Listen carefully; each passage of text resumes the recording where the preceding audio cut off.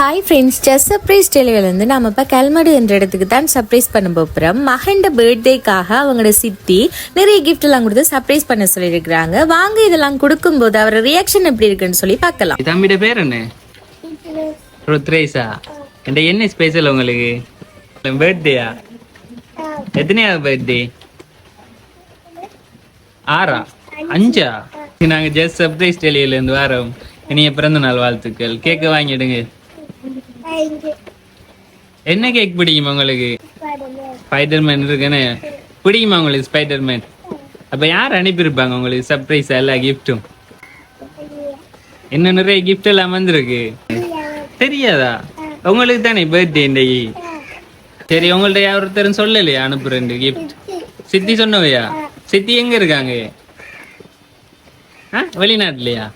வெளிநாட்டுல இருந்து வரலையா உங்களுக்கு?